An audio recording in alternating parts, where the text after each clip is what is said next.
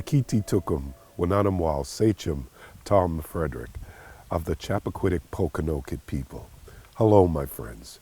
Today is an interesting topic that we will discuss, which is called the spirits of the woods. For centuries, the woods inhabiting this area have been marked by many paranormal experiences. In fact, Lauren Coleman, a 1983 cryptozoologist, came to the realization and coined the term the Bridgewater Triangle. This area inhabited both Abington, Freetown, as well as parts of Dighton, Massachusetts. These areas are so filled with much of stories and haunts. But from a native perspective, perhaps our understanding and the natural and supernatural world can be simply explained. One thing that has been in native folklore and culture is the fact that nature in itself is considered a spirit. And so that the land itself is enhanced by much of what is natural elemental energies, such as fire, wind, water, and earth. These situations perhaps could contribute to the paranormal experiences. For centuries, our people not only understood the interconnectedness of spirit as well as that of the people, but a profound respect of how we interacted with nature itself.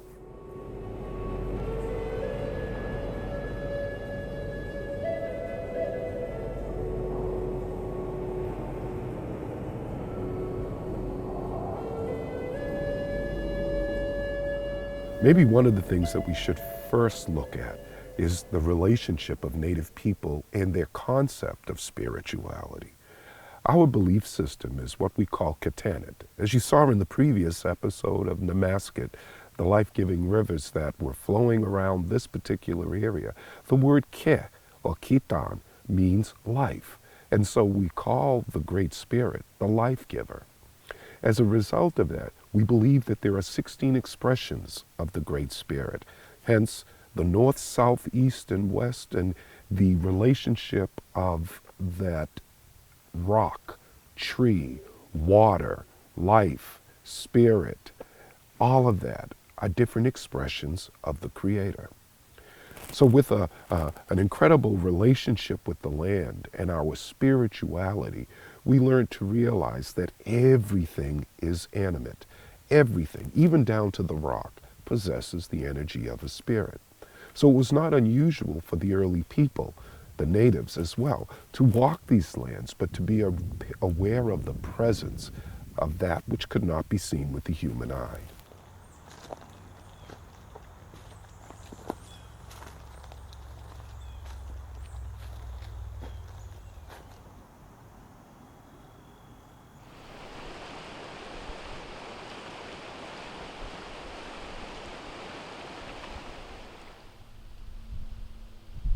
One of the things that is very interesting as we contemplate the supernatural is a strange phenomena that has occurred within these woods for centuries.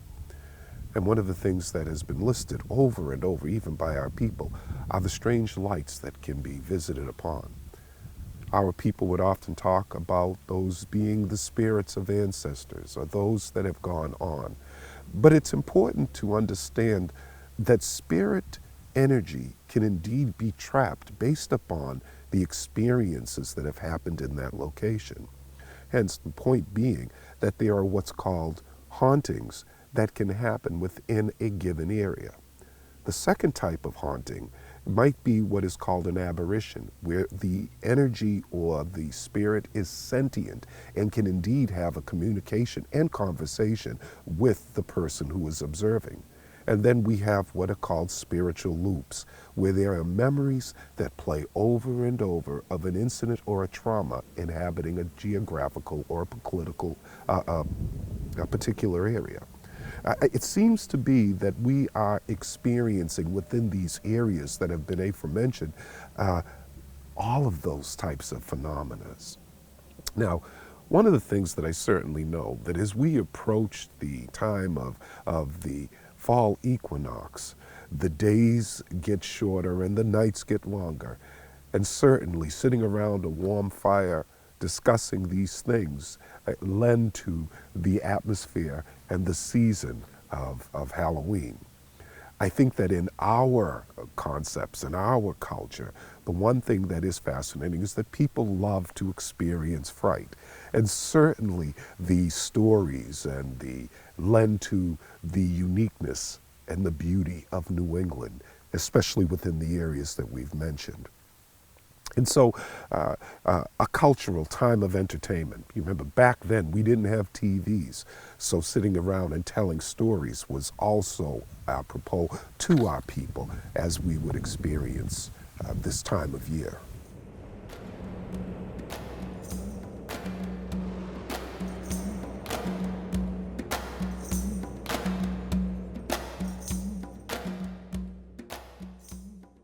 Think back to 1675 and 1676. That was a very volatile time in which the wars were going, fighting over land, the betrayal of friendship, etc. I believe that the relationship of Native Americans to the land was all about guardianship of the land. The land was considered our lifeblood. And that very essence of our livelihood and the way we were to exist and live was being threatened. Not only were we seen as no longer the friendly allies to the early colonists, we became enemies. And a terrible war took out. One of the things with the King Philip's War was that the greatest number of tragedies, of casualties per capita in one particular area happened in 1675 to 1676. Also during that time, culminating in 1690, the witchcraft hysterias. So we know that the mentality of many of the people, both native and non-native people, was very much into the supernatural. And one of the greatest books that was written in that earlier times was The Devil Walks in New England. And so we certainly see that that was both a superstitious time as well as a fearful time. And during those particular skirmishes, the presence of spirit would be talked about. I believe that we can learn from that. That certainly that the presence of mass hysteria that can create an atmosphere of fear could have been responsible for the turmoil and the presence of malevolence that seemed to occur in this area. Today, we have less sightings that seem to occur. But what we do have is nevertheless that there is something in connection to the woods. Just because we may not see it every day, experience it every day, does not mean that it doesn't exist. Spirit is definitely alive, just like the word we call waban, which means the wind. We can't see it, but we definitely can feel it and experience the effects of its presence.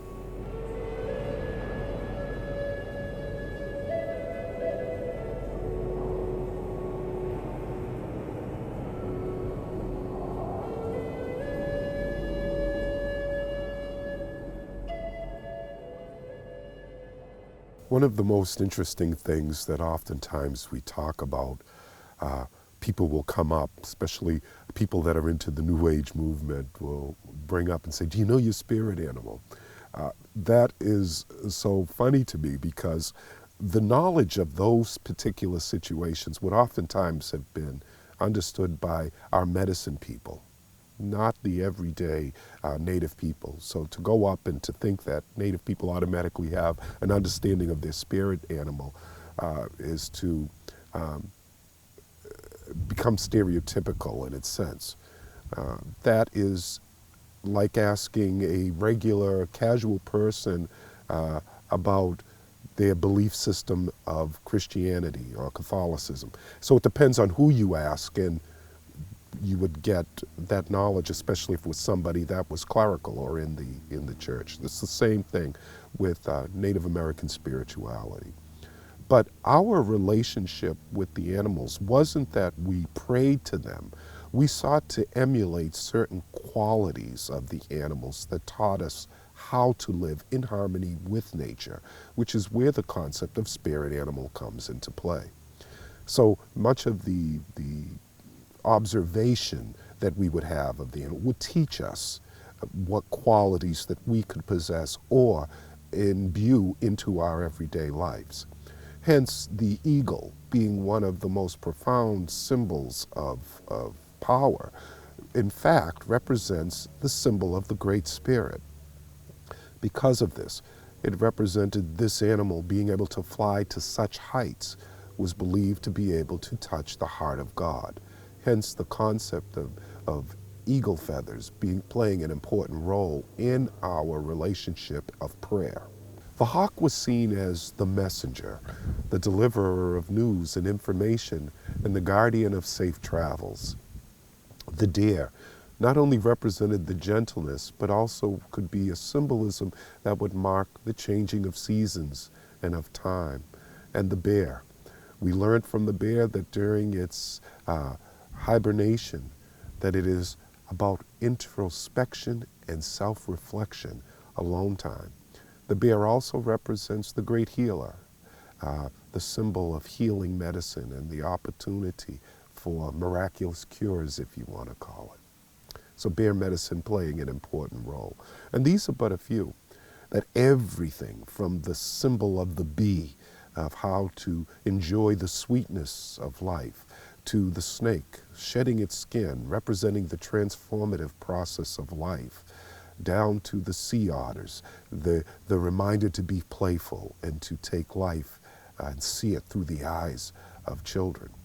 On, our representation of animal lore and understanding.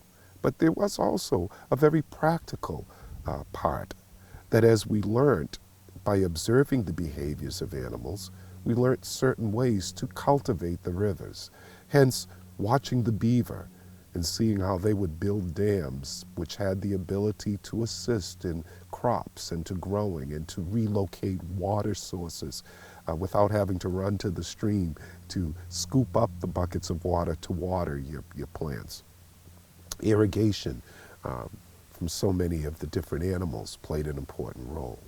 The moose, representing the greatest of the deer population, being symbol of self-esteem, pride, and strength. And these stories we would talk and to share. And so again, it's, as we talked about in episode 1 even of the interrelationship, how do we bring these natural things back into harmony? And that is to first understand that within everything seeks what we call yunasa, which means balance. Balance is about walking. Akita manio means that I will walk in awareness and in observation and to be in balance with nature. How do we apply that in our own life? It's that first, take simple stock of your own life and understand that you possess a spirit, and that spirit interacts with the land, within harmony itself, that you are a part of the Great Spirit's plan. And so these concepts would be those that would play an important role in not only our spiritual development, but in turn how we greet and acknowledge each other. So, so much of diversity with the concept of spirit. But when I think about the story of these lands and the interaction of spirit and woodland spirits, that it's not just about the ancient hauntings and the ghost stories, but indeed possess the information and the beauty of spirit animals, medicines that can be found within the woods. But in order to harvest anything, we had to learn to communicate and to understand the nature of that which we are observing. Perhaps if we learn to do that with each other, we have the ability to not be so judgmental and allow each individual to share with them the truth that resides within their heart.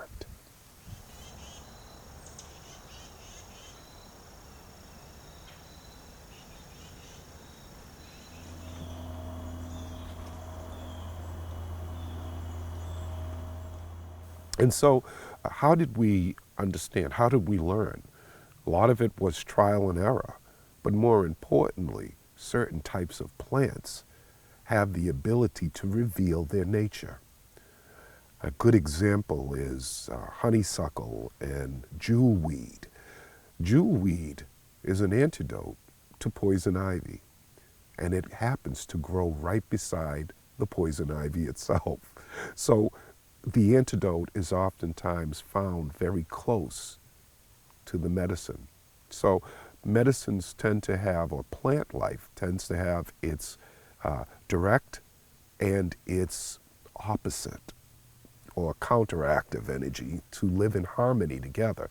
So once again, you see that story, the balanced working with itself, or light and dark, good and evil, all playing a role.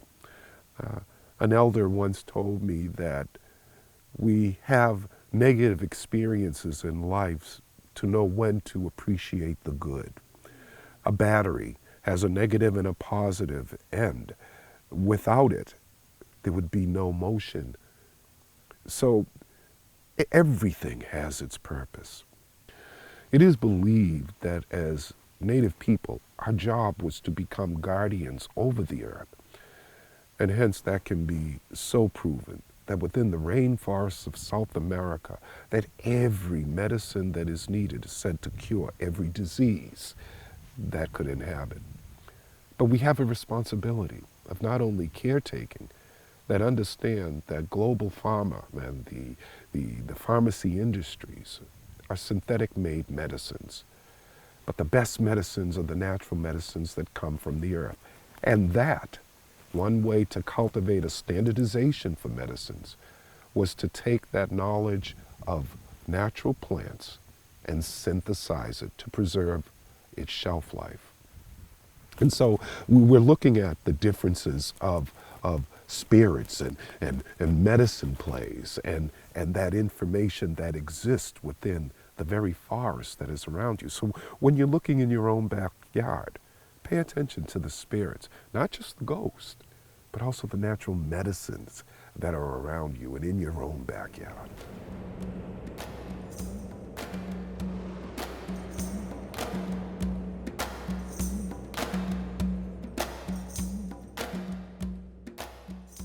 We've talked today a lot about the spirit animal and the spirit of plant and life. It has been a beautiful opportunity to reflect upon these simple stories and belief systems. And so I'm going to close and to thank the spirits of this land that we live in, that we have called Asawamsit Lakeville. And join me. Manitou, Manitou, Tabatantam Manitou, Tabatantam Kinleki, Tabatantam. Grandfathers, thank you. Thank you for this day. Thank you for all that you've given us within this earth. And thank you for the sacredness that are the woods. Again, my friends, thank you so much for listening and allowing me to share with you parts of my culture in good medicine. And until we meet again, we always say, there's no such thing as goodbye, just doksha till then.